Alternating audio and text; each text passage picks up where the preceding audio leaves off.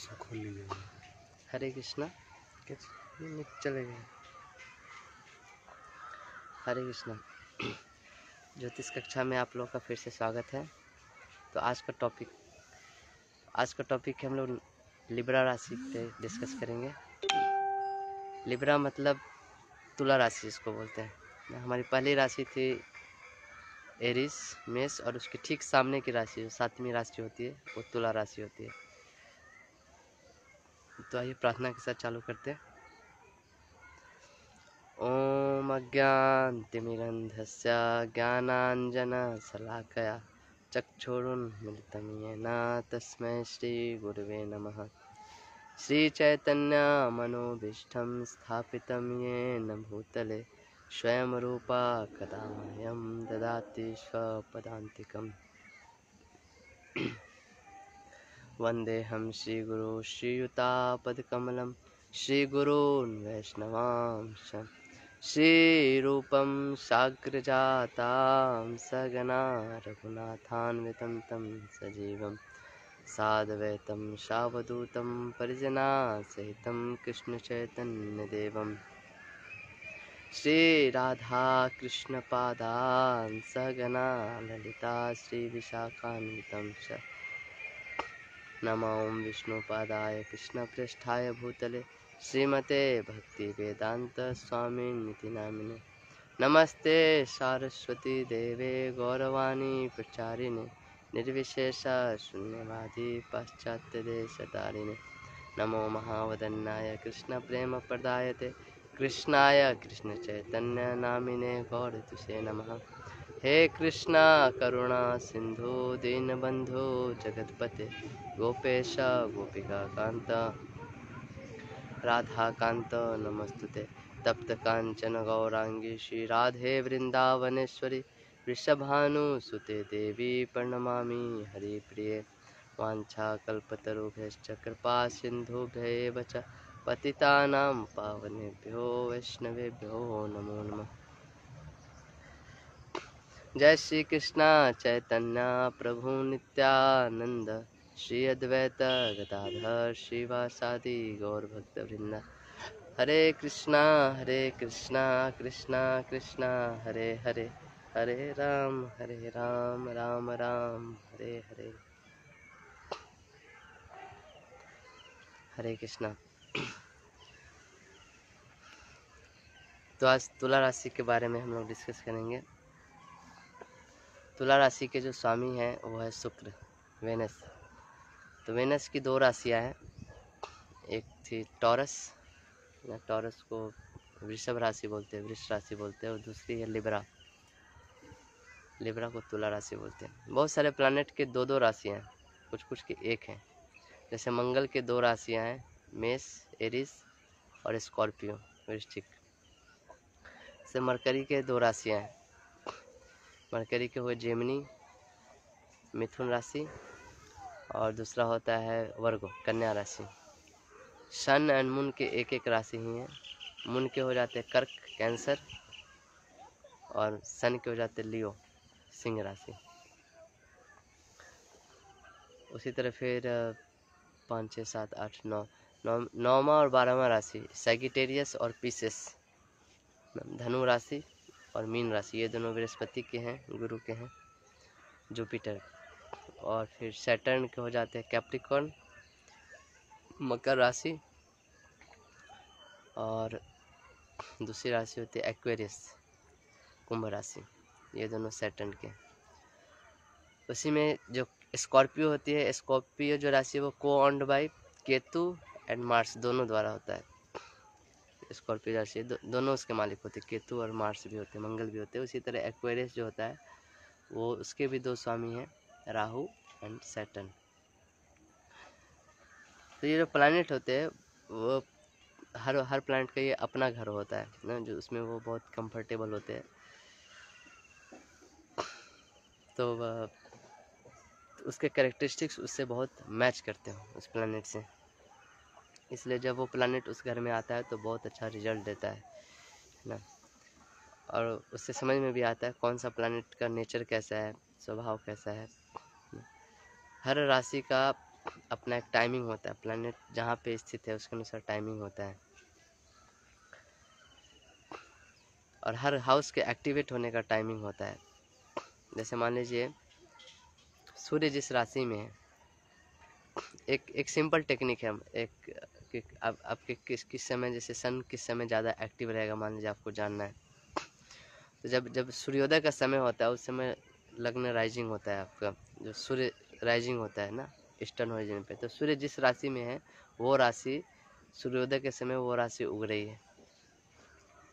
तो मान लीजिए किसी के 10th हाउस में सन है ना, तो सन जो होता है वो जॉब का कारक होता है, कारकत्व तो वो गवर्न करता है। तो ऐसे आदमी अगर दोपहर में ना 12 बजे के आसपास 1 बजे के आसपास अगर जॉब के लिए अप्लाई करता है तो बहुत अच्छा माना जाता है।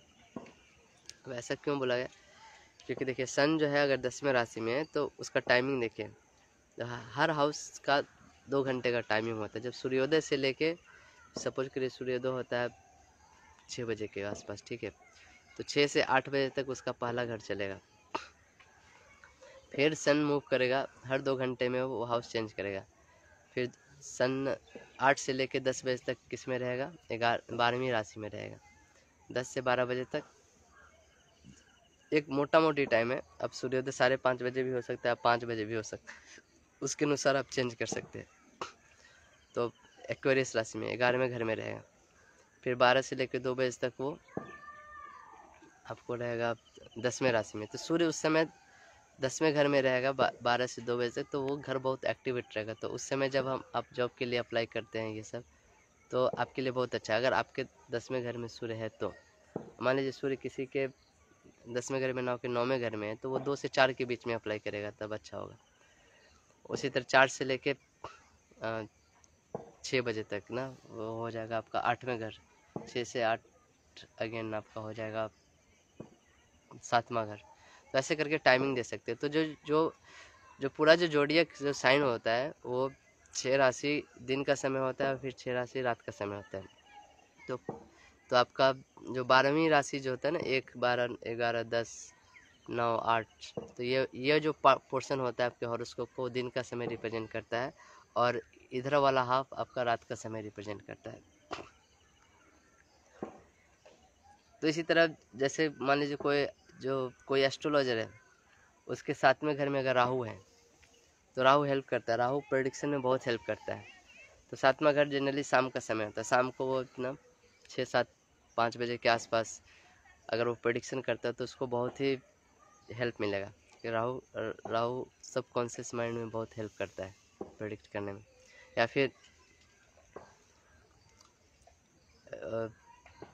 फिर वो प्रेडिक्शन करते समय कुछ अगरबत्ती जला के रखता है। राहु धुआं को रिप्रेजेंट करता है, इल्यूजन को रिप्रेजेंट करता है, तो उसको बहुत हेल्प मिलेगा उस समय प्रेडिक्शन करने में।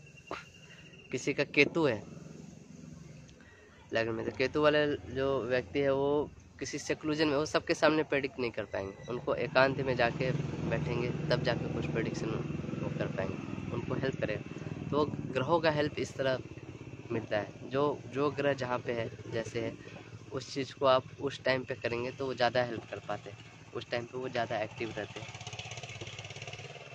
जैसे केन राव थे, राहु जो होता है वो आपको कुछ हैबिट देता है एडिक्शन का, अगर कुछ ना कुछ एडिक्शन का आपको ये देगा, शराब पीना या सिगरेट स्मोकिंग करना, या अगर शनि के साथ है तो मांस मछली ये सब खाने का, ये सब चीज़ें दे सकता है। तो केन राव सर थे, उनके दूसरे घर में राव था, तो वो हमेशा वो बीटल नट जो कसैली होता है वो हमेशा मुंह में चबाते रहते थे। अब ऐसे बहुत आदमी को देखेंगे ना। एस.के. मेहता सर थे, वो भी एस्ट्रोलॉजी, वो हमेशा स्मोकिंग करते थे, उनके भी सेकेंड हाउस में राहु था बैठा हुआ। तो आपको देखो राहु जो सेकेंड हाउस होता है वो क्या दर्शाता है, हमारे ईटिंग को दर्शाता है, फूड को दर्शाता है, खाने को दर्शाता है, टंग को और हमारे माउथ को दर्शाता है। इसलिए वो उस चीज़ से रिलेटेड वहाँ पे खाने से रिलेटेड एडिक्शन देता है। तो बहुत लोग कभी कभी आते हैं कुछ लोग कि हमको एडिक्शन का बीमारी नहीं, इसका मतलब उसका राहु गड़बड़ है, उसका सेकेंड हाउस देखना चाहिए। क्या ऐसा सेकंड हाउस में जिसके कारण ये एडिक्ट हो गया, फिर उसको रेमेडी करना चाहिए। तो मैं इसलिए ये सब बता रहा हूँ क्योंकि बहुत सारे जो चीज़ होते हैं ना वो हमको कहीं से लिखे हुए नहीं मिलते। बहुत सारे टेक्निक आपको कहीं पे लिखा हुआ नहीं मिलेगा। आपको खुद ही वो चीज़ रिवील होगा जब आप उस प्लेनेट के चीज़ों को यूज करोगे। कैसे होता है, जब आप उसके एनर्जी के साथ सिंक करोगे तो वो प्लैनेट खुद रिवील करेंगे कि हाँ मैं इस तरह से बिहेव करता हूँ।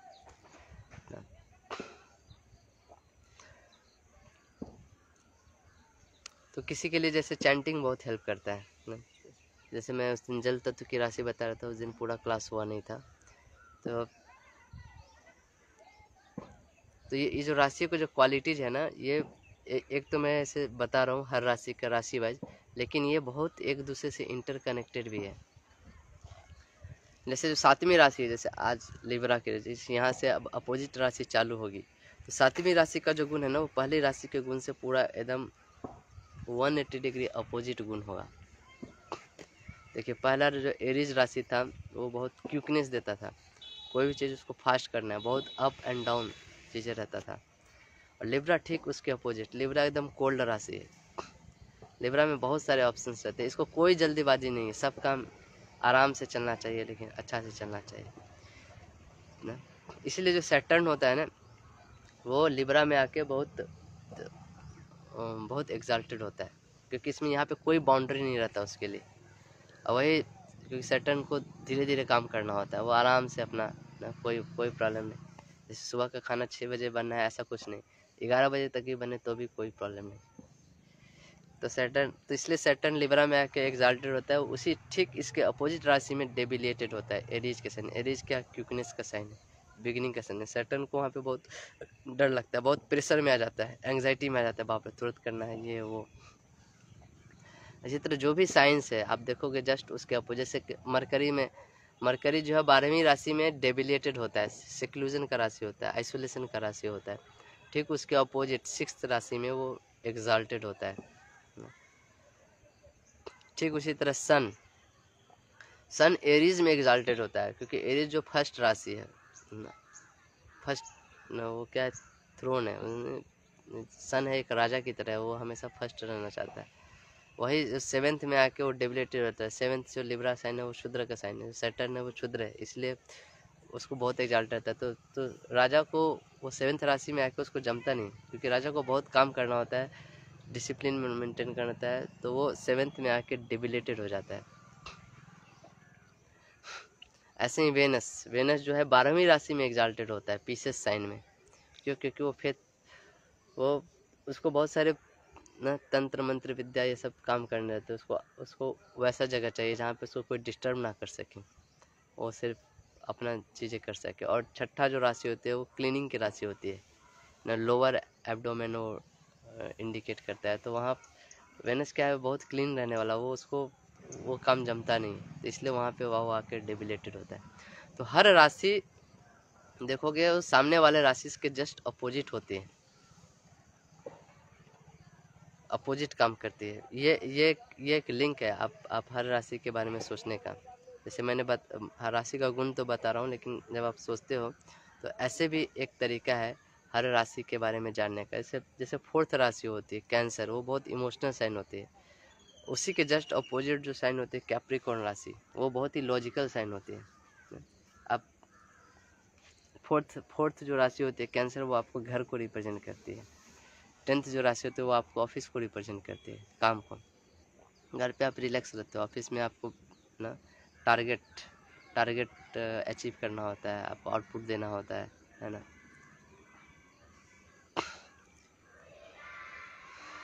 इसी तरह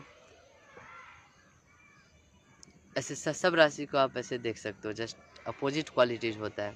हो सके मैं मेरे को टाइम मिलेगा तो इस पर एक डॉक्यूमेंट भी आपको भेजूंगा राशियों के क्वालिटीज़ के ऊपर, ठीक है।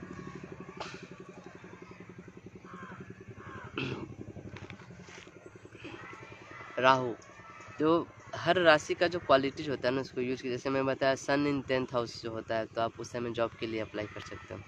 उसी तरह राहु अगर 10th हाउस में हो तो आप ब्लाइंडली प्रेडिक्ट कर सकते हो कि ऐसा आदमी कभी भी ऑफिस में 9 to 6 जॉब नहीं कर पाएगा।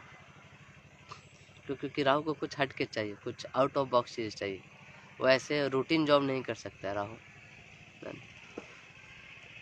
राहु ऐसा नहीं कि हर दिन सुबह उठेगा, नहाएगा, ना ऑफिस का टाइम हो गया, रेडी हो गया, जाएगा ऑफिस में काम करेगा, फिर शाम को आ जाएगा।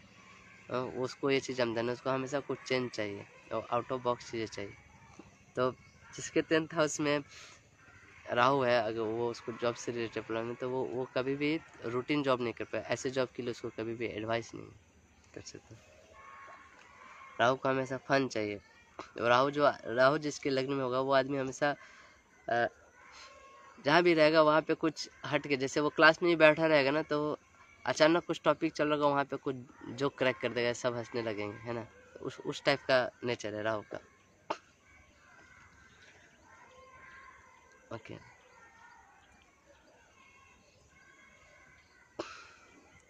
उसी तरह जो नेचुरल बेनिफिक होते हैं और नेचुरल मैलिफिक होते हैं ना, जैसे वेनस हुए, जुपिटर हुआ,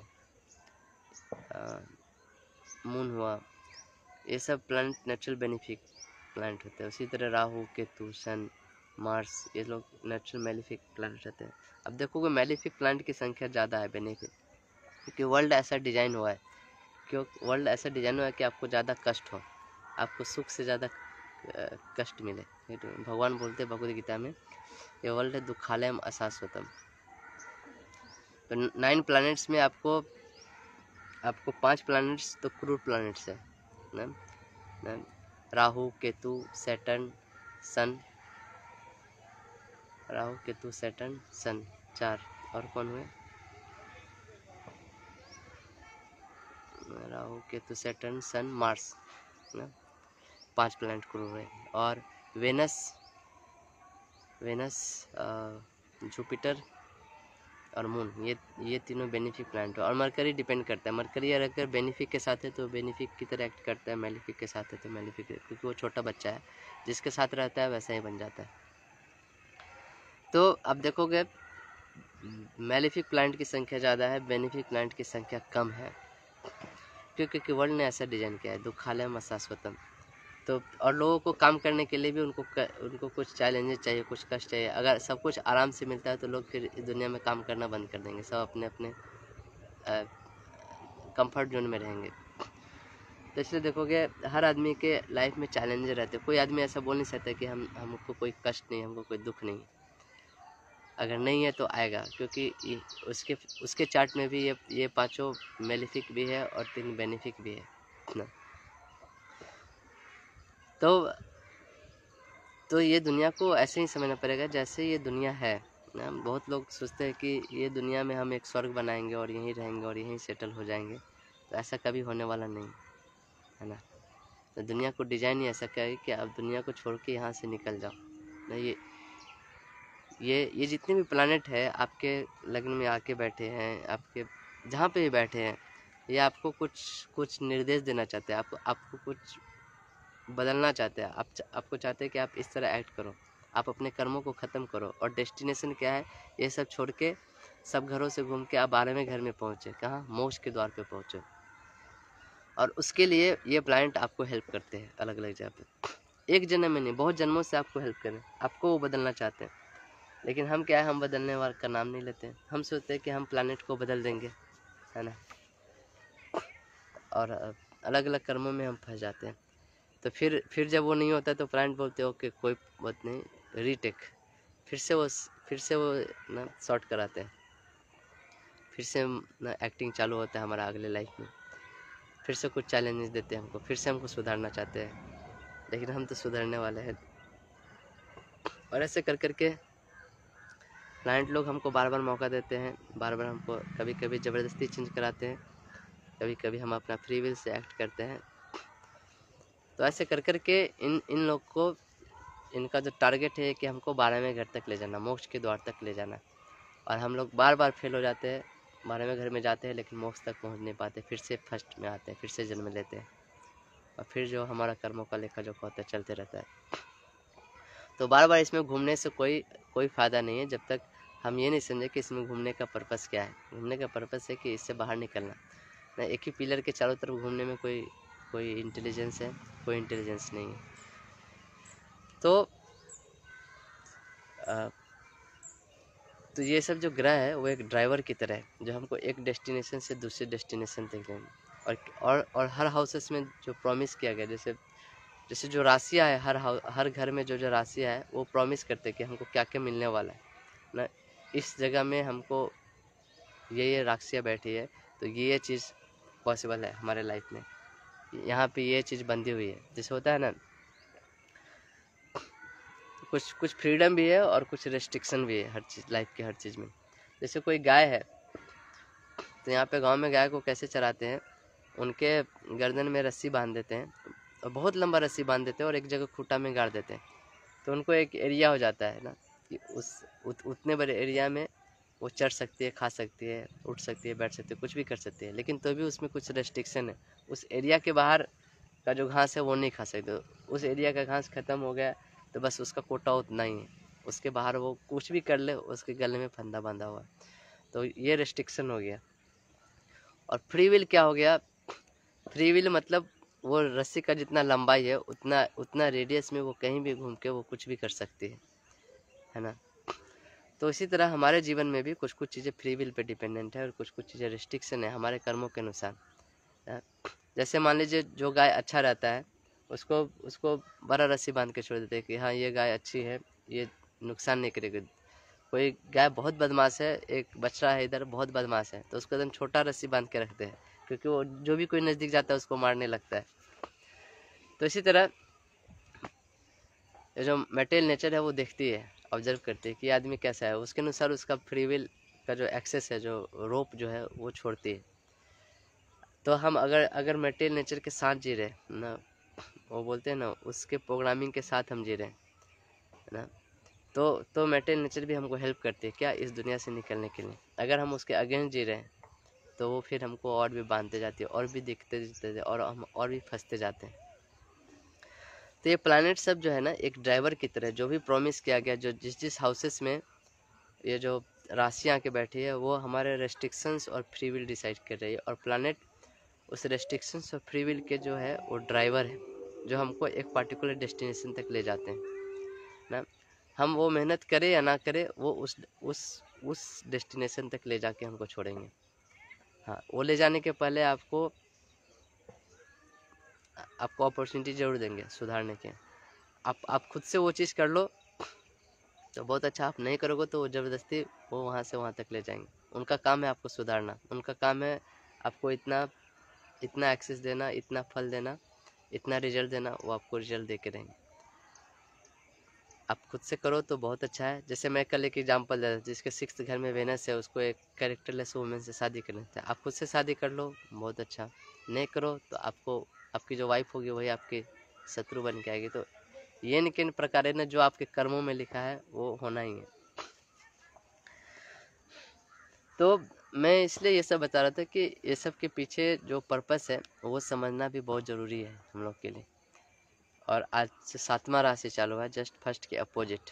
कल 8वां राशि पढ़ेंगे तो सेकंड के अपोजिट, फिर 9वां राशि पढ़ेंगे वो थर्ड राशि के अपोजिट, 10वां राशि पढ़ेंगे चौथे राशि के अपोजिट। तो उसके गुण भी आप ऐसे करके मैच कर सकते हो, उसका गुण भी पूरा अपोजिट होगा। तो पढ़ते समय ये चीज़ ध्यान है। तो जो लिब्रा साइन है ना, वो लिब्रा साइन है आपका बैंड बाजा। इसको अगर कोई एक टर्म में बोला जाए तो इसको बोलेंगे बैंड बाजा। क्यों? क्योंकि ये मैरिज का साइन है। हाँ, मैरिज का साइन है, 7th हाउस पार्टनरशिप का साइन है। यहाँ पे आप कभी जीत नहीं सकते। किसी का बोलते हैं ना, किसी का कुछ खराब होता है ना, इसका तो बैंड बाजा बज गया भाई। क्यों ऐसा बोलते हैं? बैंड बाजा बजता है तो लोगों का शादी होता है ना, और शादी होता है तो लोग बोलते हैं कि अब तो ये बच्चा फंस गया। तो लिब्रा साइन ऐसा ही है जहाँ पे आप कभी जीत नहीं सकते, वहाँ पे आपको हमेशा विन विन प्ले करना होता है, विन विन सिचुएशन लाना पड़ता है। आप ये नहीं बोल सकते मैं जो बोल रहा हूँ वही होगा, तुम कौन, जाओ यहाँ से, ऐसा नहीं। क्योंकि ये एक बैलेंस का साइन है। अब देखो लिब्रा साइन का क्या है, साइन का जो ये सिंबल है उसके हाथ में तराजू है, और तराजू का क्या काम होता है, बैलेंस करना, दोनों तरफ की चीज़ों को बैलेंस करना। पहले का जो तराजू आता था, अब देखो बीच में कांटा रहता था और दोनों तरफ नीचे एक तरफ बटखारा रखते थे, एक तरफ वजन रखते थे। और वो बैलेंस करता था, उससे लोग नापते थे। तो वही लिब्रा का साइन है। लिब्रा का साइन है मतलब कि बैलेंस करना, दोनों को न्याय देना ना। इसलिए सैटर्न यहाँ पे, सैटर्न क्या है, सैटर्न न्याय देता है। जो भी लोग पीड़ित है समाज में, पिछड़े लोग हैं, लेबर क्लास है, जिनका जिनका कोई कहना सुनता नहीं, जो जिसको आउटकास्ट नहीं बोल सकते, लेकिन जिनको जो इज्जत मिलना चाहिए था वो मिला नहीं, जिनको जो पैसा मिलना चाहिए था मिला नहीं, जो लेबर क्लास है, ऐसे लोगों का जो वॉइस है वो सैटर्न रिप्रेजेंट करता है। और सैटर्न क्या है, न्याय दिलाना चाहता है, न्याय का कारक है सैटर्न, न्यायाधीश की तरह काम करता है। तो इसलिए लिब्रा का साइन ऐसा है कि दोनों को बराबर, तो ये एक विन विन सिचुएशन का है। तो वेनस जो है लिब्रा साइन में ऐसा है, जो वेनस का साइन है कि जहाँ पे ये विन विन, क्योंकि आप यहाँ पे कभी जीत नहीं सकते। आप जीत भी जाओगे तो भी आप हार ही गए, ऐसा समझो। जैसे जैसे मान लीजिए आप अपने वाइफ से जीत भी गए तो भी वो जीत के भी आप हार गए एक्चुअली वाइफ से ना। Venus in Libra act like that. जिसके लिब्रा साइन में वेनस है, उनको कभी भी वाइफ के ऊपर होता है ना, बॉसगिरी नहीं झाड़ना चाहिए, हमेशा उसके साथ सेटल करना चाहिए मैटर ना।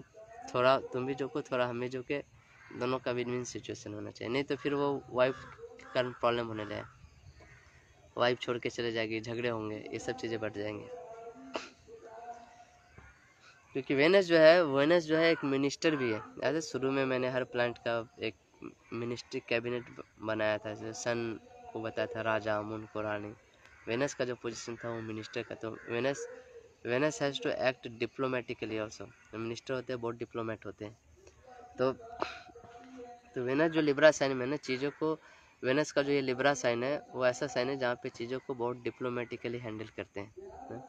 जैसे कोई प्रॉब्लम आया, कोई नया लेना है, तो उसको कैसे सॉल्व किया जाए ना, उसके लिए आपको बहुत श्रूड थिंकिंग चाहिए, बैलेंस थिंकिंग चाहिए, सारे ऑप्शंस आपको देखने पड़ेंगे। तो ये है लिब्रा साइन का क्वालिटी। जब भी आपका वेनस का दशा आएगा, उस दशा में ना, व्हाटएवर, अगर आप कुछ डिजायर करते हैं, कुछ एडमेंट हो जाते हैं कुछ चीज़ों के लिए, तो आपको लॉस होगा ना, कि नहीं यही चीज़ होना चाहिए ना, हमने एक बार डिसाइड कर लिया फिर हम बदलते नहीं, तो आप लॉस में चले जाएंगे। वेनस क्या चाहता है कि आप हमेशा दोनों का पक्ष का देखो, विन विन करो, ऐसा नहीं कि सिर्फ मुझे ही चाहिए उसको नहीं चाहिए। इसलिए देखो जो शुक्राचार्य है ना, क्यों राक्षसों के गुरु बने, वो चाहते थे कि राक्षसों को भी इक्वालिटी मिलना चाहिए, उनको भी इक्वल स्टेटस मिलना चाहिए, क्यों सिर्फ देवता लोग की ही क्यों एंजॉय करेंगे। And that's why he became the Guru of राक्षस। और उसके कारण राक्षसों का बल बहुत बढ़ गया, क्योंकि राक्षसों के पास कोई गुरु नहीं था गाइड करने के लिए। जब शुक्राचार्य राक्षसों के गुरु बने तो राक्षस लोग का बहुत पावरफुल, फिर वो लोग ऐसे देवताओं पे अटैक करते थे और शुक्राचार्य वाले ऐसे गुरु जिनको सब कुछ आते, तंत्र मंत्र यंत्र सब, वो संजीवनी विद्या भी आती थी, वो राक्षस मरते थे उनको जिंदा भी करते थे। तो इसीलिए वेनस का जो ये जो क्वालिटी है लिब्रा साइन वाला, वो है कि आप एडमेंट मत हो कि सिर्फ इसी को मिलना चाहिए, इसको नहीं मिलना चाहिए। वहाँ पे आपको एक न्याय का प्रतीक बनना पड़ेगा, इक्वालिटी का सिंबल लेके चलना पड़ेगा।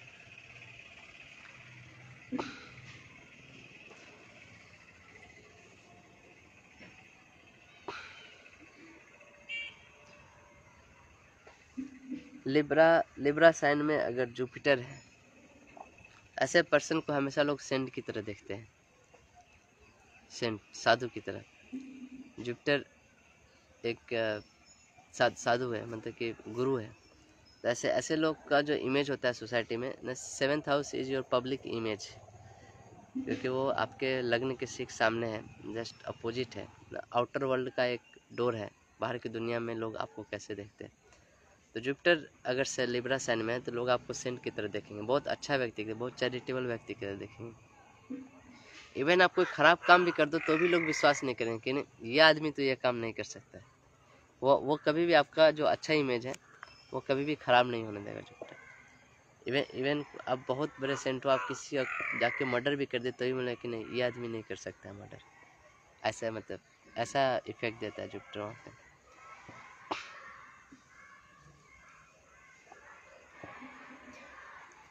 क्योंकि ये दुनिया में रहने के लिए ये साइन का बहुत महत्व है, विन विन सिचुएशन का ना।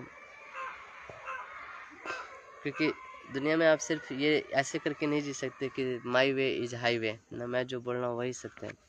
आपको हर आदमी को मिला के चलना पड़ता है, कहीं पे आपको भी नीचा होना पड़ता है, कहीं पे आपको भी एडजस्ट करना पड़ता है, कहीं पे सामने वालों को भी एडजस्ट करना पड़ता है। और this is the way the world works ना। आप ऐसा नहीं कि आप जैसा सोचेंगे वैसा ही फिर सब कुछ होना चाहिए। सन इन लिब्रा,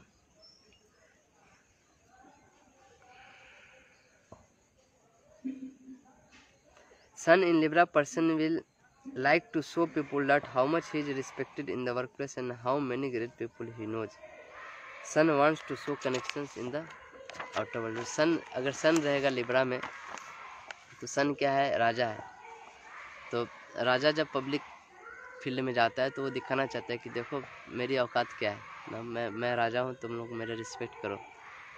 तो वो ऐसा दिखाना चाहता है कि देखो मेरे आज के अगर हिसाब से देखें तो वो हमेशा शो ऑफ करेगा कि देखो मेरे कितने बड़े बड़े कॉन्टैक्ट्स हैं, कितने बड़े बड़े लोग मेरे से मिलने आते हैं ना, मेरा हैसियत देखो, मेरा काम देखो। वो पब्लिक में एक अपना अलग इमेज शो ऑफ करने का कोशिश करता है। इसलिए कभी कभी बोला जाता है जिसका सन जो है लिब्रा में है उसको एक रेमेडी है, उसको हमेशा बाहर जब निकलना चाहिए टोपी पहन के निकलना चाहिए। अब ऐसा क्यों बोला गया? क्योंकि जो सन जो है, जो पहले जो राजा थे वो मुकुट पहनते थे, तो उसका एक जब राजा लोग निकलते थे मुकुट पहनते तो लगता था कि हाँ कोई बहुत बड़े आदमी है, राजघराने के आदमी।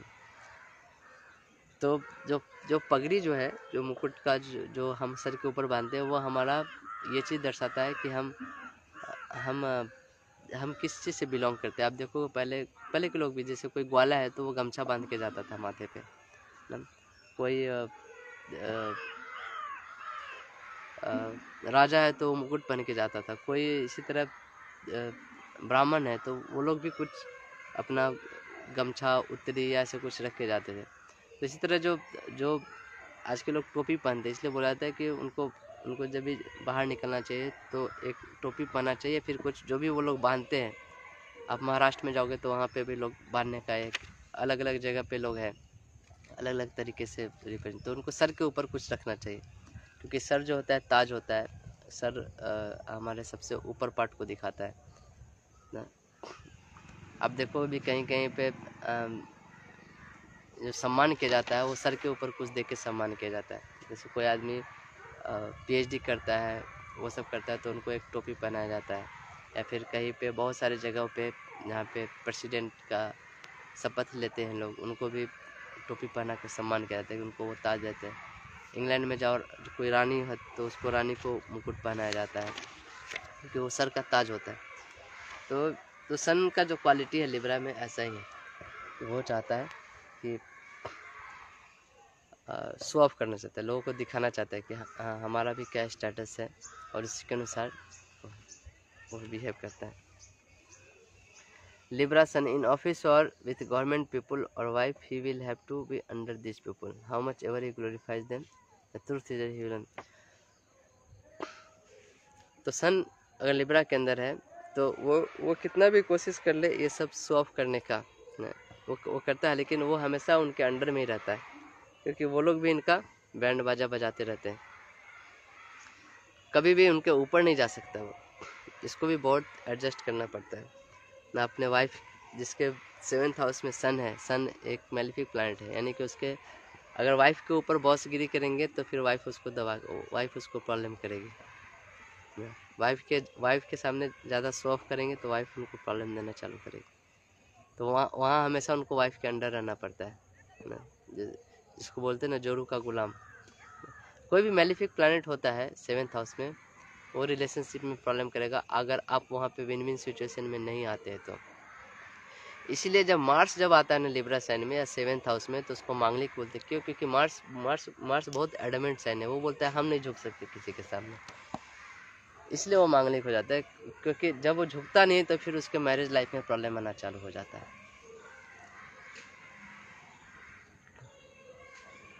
या मार्स को सिर्फ अपने लक्ष्य से मतलब, अपने काम से मतलब, दुनिया में किसी का कोई हो उससे उसको कुछ मतलब नहीं। और इसलिए जब मार्स आता है 7th हाउस में तो वहाँ पे प्रॉब्लम हो जाता है शादी में। इसलिए 7th हाउस में मार्स को मांगलिक माना गया, एकदम हाई मांगलिक माना गया। मैं मांगलिक का पहले बताया था किस किस हाउसेस में मार्स होने से मांगलिक होता है, जैसे 12th house, 1st house, 2nd house, 4th house, 7th house and 8th house. इतने हाउसेस में अगर मार्स है तो आप मांगलिक है। मांगलिक का मैं अलग से भी एक सेशन लूँगा, जब ये राशि वाला कोर्स ख़त्म हो जाएगा ना, उसमें मैं एग्जैक्ट बताऊँगा कैसे कैसे मांगलिक होते हैं। बहुत सारे तरीके, कितना मांगलिक है, कितना परसेंटेज मांगलिक है, कितना इफ़ेक्ट करेगा जब हम मैच मेकिंग करते हैं शादी के लिए, तो वो सब निकालने के लिए मैं बताऊँगा। लेकिन शॉर्ट में ये समझिए कि ये इन हाउसेस पे अगर मार्स है तो वो मांगलिक इफेक्ट देता है।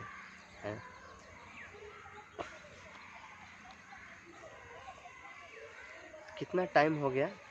टाइम कुछ नहीं है। 10:38 ओके। उसी तरह moon in Libra sign 7th house. Moon अगर लिब्रा साइन में होता है तो उसको बहुत प्रॉब्लम होता है डिसीजन मेकिंग में, क्योंकि मून बहुत इमोशनल साइन होता है और लिब्रा जो है वो बहुत सारे ऑप्शंस दे देता है। Libra is sine like that, बहुत सारे ऑप्शंस उसके पास खोल के रहते हैं, तो इसलिए वो आदमी कंफ्यूजन में रहता है, डिसीजन जल्दी बना नहीं पाता है। एक आपने सुना होगा, जो लियो लगने वाले होते हैं वो उतना अच्छा ड्राइविंग नहीं कर पाते। अब इसका क्या कारण है कि लियो लगने वाले उतना अच्छा ड्राइविंग नहीं कर पाते? क्योंकि लियो लगने वाले के तीसरे घर पे रहता है 7th राशि, लिब्रा राशि।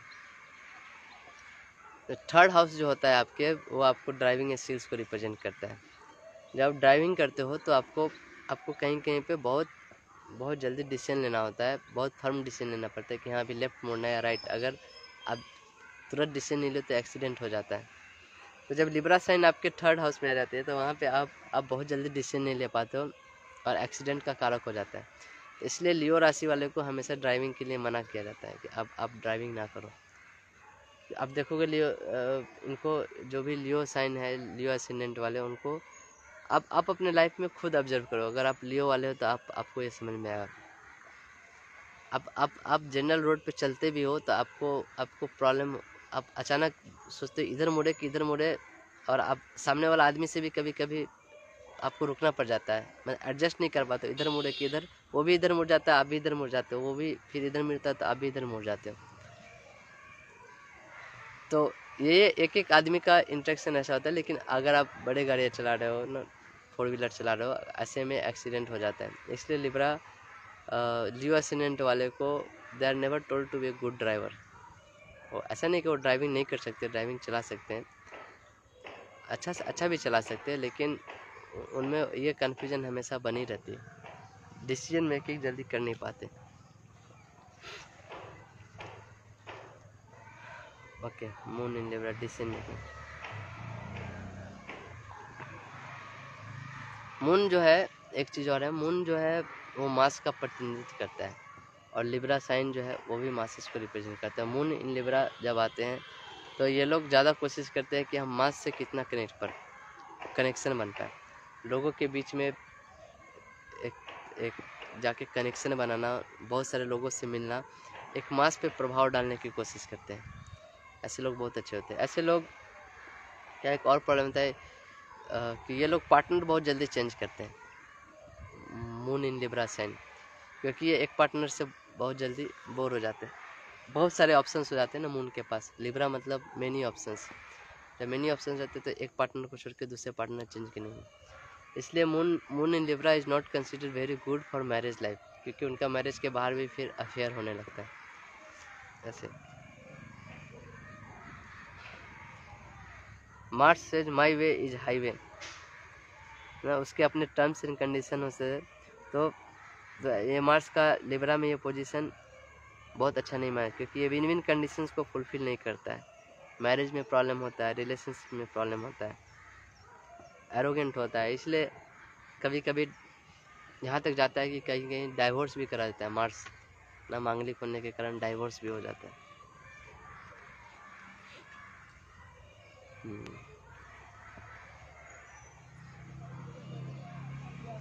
राहु जो है, राहु का जो पोजीशन होता है वो 7th हाउस में बहुत अच्छा होता है, क्योंकि राहु एकदम चटक मटक प्लानिट है।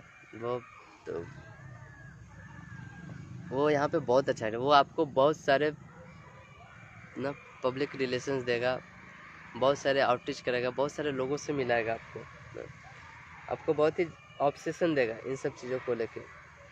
राहु चाहता है कि एक ही साथ बहुत सारे काम कर ले, मल्टीपल जॉब कर लेगा आदमी वहाँ पे अगर राहु रहेगा 7th हाउस में ना। यहाँ पे राहु अगर रहेगा तो उसको बिजनेस में बहुत प्रॉफिट कराएगा। राहु 7th हाउस में कभी कभी बहुत ऑब्सेशन देता है सेक्सुअल डिजायर को लेके, सेक्स अट्रैक्शन को लेके, क्योंकि राहु ऑब्सेसिव नेचर होता है, वो उन सब चीज़ों को लेके बहुत ही देता है। केतु अगर लिब्रा में रहेगा वो डिससेटिस्फाइंग। केतु क्या है, जस्ट राहु का अपोजिट काम करता है। केतु आपको आइसोलेशन में ले जाना चाहता है, वो दुनिया से नाता तोड़ के रखना चाहता है, वो सेक्लूजन में रहना चाहता है, वो एक फकीर की तरह काम करना। आप मैरिड लाइफ में फकीर की तरह काम नहीं कर सकते ना। हमको पत्नी से कुछ मतलब नहीं, बच्चे से कुछ, घर परिवार से मतलब नहीं, और जिसके कारण झगड़े होते हैं घर पे ना, वो आदमी अपने वाइफ को सेटिस्फाई नहीं कर पाता है, फिजिकली, फाइनेंशियली या इमोशनली कोई सेटिस्फेक्शन नहीं दे पाता है, जिसके कारण वो मैरिड लाइफ बहुत सूखा रहता है। तो केतु का भी पोजीशन 7th हाउस में अच्छा नहीं माना, क्योंकि केतु वहाँ बहुत डिटैच रहता है। उतना डिटैच रह के फिर आप मैरिड लाइफ नहीं जी सकते, सेक्सुअल सेटिस्फेक्शन भी नहीं होता है। तो केतु का एक ही प्रिंसिपल है कि वो जहाँ पे जो कुछ भी करता है, whatever he does, don't keep any expectation there ना। उसको कुछ रिटर्न में नहीं चाहिए, कुछ एक्सपेक्टेशन नहीं होता है। जो जैसे हो रहा है, जो चल रहा है, ठीक ही चल रहा है, ऐसे ही चलना चाहिए। वो कुछ अपने से होता है ना, लोग एक्स्ट्रा एफर्ट लेके कुछ किए ना। जैसे आज मेरा जैसे आज मैरिज एनिवर्सरी है, तो कुछ स्पेशल हुआ जाए तो उसको सब चीज़ से कुछ लेना नहीं। हाँ है तो है, चलो उस दिन भी रोटी सब्जी खा रहे। तो इस टाइप का केतु का मेंटेलिटी रहता है, इसलिए वो वर्कआउट नहीं कर पाता उतना। तो केतु जहाँ पे है, अगर 7th हाउस में केतु, तो उस आदमी को अपने वाइफ से ज़्यादा एक्सपेक्टेशन नहीं रखना चाहिए, अपने मैरिज से ज़्यादा एक्सपेक्टेशन नहीं रखना। आप एक्सपेक्टेशन रखोगे तो केतु उस घर को ख़राब कर देगा। केतु जहाँ पे, वहाँ पे फकीर की तरह ही चलना चाहिए। अगर आप फकीर की तरह वहाँ पे ऐड करोगे तो केतु आपके सारी चीज़ें फुलफिल करते रहेगा। अब जहाँ आप वहाँ पे फकीर की तरह छोड़ के चीज़ों से अटैच हो जाओगे, आसक्ति बढ़ाओगे, तो फिर केतु उस घर को ख़राब करने लगता है। किसके केतु लग्न में है तो उसको वो आदमी को हर चीज़ में, वो आदमी को एक रिनाउंस्ड ऑर्डर ही जीना चाहिए। केतु मोक्ष का कारक होता है, इसलिए केतु बहुत एग्जाल्टेड होता है 12वें घर में। 12वें घर में केतु जिसका होता है उसको बोलते हैं, उसको मोक्ष का योग बनता है उसका। क्योंकि केतु चाहता है कि इस सब चीज़ को छोड़ के आप इस दुनिया से आप अलग हो, इसके परे सोचो, इसके बाहर की दुनिया के बारे में सोचो। ऐसे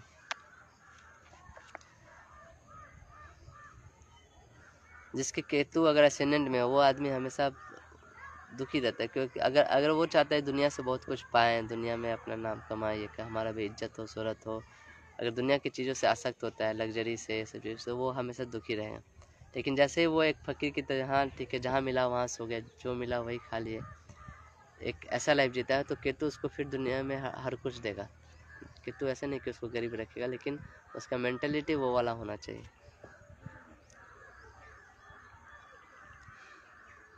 जेमिनी में अगर केतु रहे, जेमिनी साइन में, तो वो केतु उस आदमी को हमेशा इधर उधर घुमाते रहता है। Gemini is the sign of travel. और क्यों घुमाता है? क्योंकि आप एक जगह से दूसरी जगह घूमते रहते हो, तो आप कहीं से आसक्त नहीं होते हो, ऐसा। आप जब डिजायर छोड़ देते हो, when you leave the desire to settle, then you get everything. पता है ना, लोग बोलते हैं कि हम दुनिया में अब सेटल डाउन हो गए, अब सब कुछ हो गया, तो अगर अगर आप ये सोचो कि हम सेटल डाउन हो गए तो फिर केतु डिस्टर्ब करेगा। लेकिन जैसे ही आप ये डिज़ायर छोड़ देते हो कि हमको सेटल डाउन नहीं होना है, एकदम ऐसे ही डायनेमिक चलते रहना है, तो फिर केतु आपको अच्छा से रखेगा, आपके सारे डिज़ायर फुलफिल करेगा।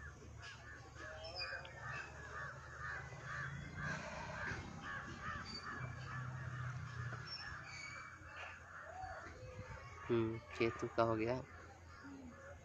मरकरी, मरकरी अगर आपके साथ में घर में है तो ऐसे लोग को बहुत कम उम्र में ही सेक्सुअल एक्सपीरियंसेस होते हैं, क्योंकि मरकरी जो क्या यंग एज को रिप्रेजेंट करता है, और मरकरी बहुत यंग एज को रिप्रेजेंट करता है, और मरकरी मल्टीप्लिसिटी भी देता है, अफेयर्स भी देते हैं, और 7th हाउस जो होता है रिलेशनशिप का होता है। तो बहुत कम एज में आपको सेक्सुअल एक्सपीरियंसेस देता है, सेक्सुअल रिलेशनशिप देता है। जुपिटर हो तो उसको, जुपिटर हो अगर 7th हाउस में तो उसका इमेज बहुत, पब्लिक इमेज बहुत अच्छा रहता है, एक सेंट की तरह उसका इमेज रहता है, साधु की तरह, सब लोग उसको साधु की तरह देखते हैं, बहुत चैरिटेबल देखते हैं। वेनस हो अगर साथ में घर में तो ये बहुत अच्छा होता है। वेनस जो है तो पावर हाउस है ना, लिब्रा का, लिब्रा जो उसका खुद का साइन है ना, तो उसको बहुत स्ट्रॉन्ग होता है वहाँ पे वेनस। हाँ, अगर वो वेनस वहाँ पे तभी अच्छा काम करेगा जब उस पर कोई मैलिफिक इफेक्ट ना हो। अगर मार्स, राहु, सैटर्न, ये सब चीज़ का, केतु, ये सब चीज़ का अगर उस पर दृष्टि पड़ रहा है तो वो फिर ख़राब इफेक्ट देगा, डैमेज कर देता है। एक्चुअली जो प्लैनेट अपने राशि में होते हैं, जैसे वेनस, एक यहाँ पे समझना चाहिए, उस वेनस अगर 7वें राशि में अगर उस पर खराब दृष्टि पड़ रहा है तो वो उतना अच्छा नहीं माना जाता है। क्यों नहीं माना जाता है? क्योंकि वेनस तो खराब होता है, साथ साथ वेनस का जो दोनों घर है वो भी खराब हो जाता है। इसलिए वेनस, इसलिए कभी कभी प्लैनेट का अपने राशि में एग्जाल्टेड होना, बहुत ज़्यादा एग्जाल्टेड होना अच्छा नहीं माना जाता, क्योंकि एग्जाल्टेड तो है मतलब वो बहुत सारे इफेक्ट दे सकता है, लेकिन अगर वही इफेक्ट अगर मेलिफिक प्लैनेट द्वारा उस पर दृष्टि डाला गया हो तो वो खराब इफेक्ट देने लगेगा। खराब इफेक्ट नहीं ना, उसका जो, अगर वो खराब हो गया तो वो उसका दोनों घर भी खराब हो जाता है ना। इसलिए वेनस अच्छा है लिब्रा साइन में, लेकिन अगर मेलिफिक इफेक्ट ना हो उस पर कुछ तब।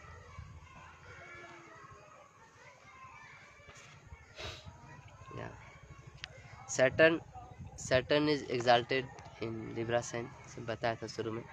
एरीज साइन में डेबिलेटेड होता है, क्योंकि एरीज साइन में हमेशा ना सडन चीज़ें, क्विकनेस चाहिए होता है, और सैटर्न ऐसा है कि वो धीरे धीरे काम करता है ना, इसलिए वो लिब्रा साइन में बहुत एग्जाल्टेड, लिब्रा साइन में बहुत, Libra is a cold sign you can see, तो इसलिए वहाँ पे चीज़ें धीरे धीरे होती है।